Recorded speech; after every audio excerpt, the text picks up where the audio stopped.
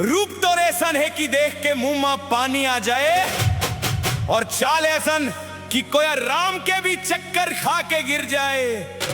तोर भला हो जाए नोनी, बेस बढ़ा दे डीजे वाले।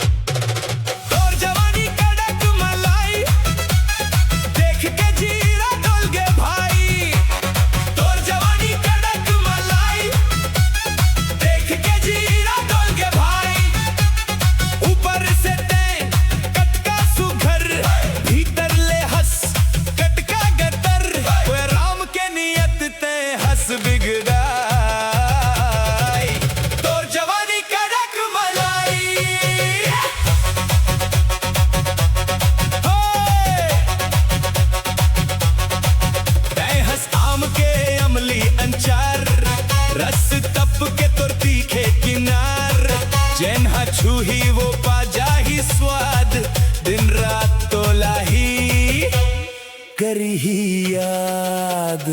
अरे कटका लुकावे ओ नोनी, अब तो दिल के ढक्कन ला खोल दे। कमर तोर कैसे लचक लचक जाए, देख के कटकों के बीपी बढ़ जाए। उम्र तोर कनवारी, रूप तोर भारी,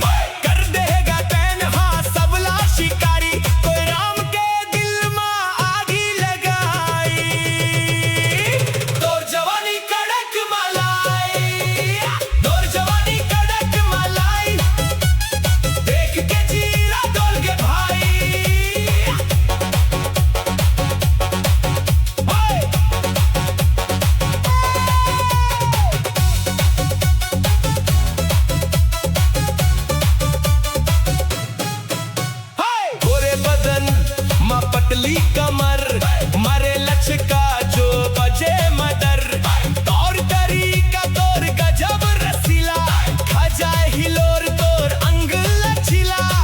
कोया राम के होश उड़ाए, बिना पिए सब धुमत जाए। गागर के पानी जैसन ठंडा बदन, छूके देखू तो तपकाए आगन। तोरे नखरा के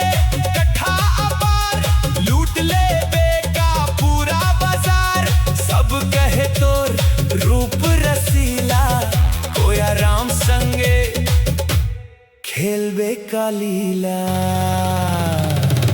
तोर भला हो जाए साला बाबू, देखो नोनी कैसन मदा के नाचत हैगा। तोर जवानी कड़क मलाई, देख के जीरा डोल के भाई।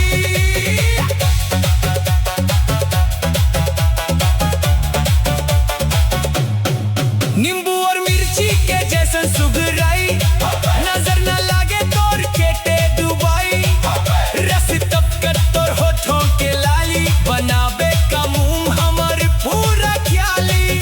कोया राम के खजाना हसीन, कर दे है तोरे संगे दिलू नहीं।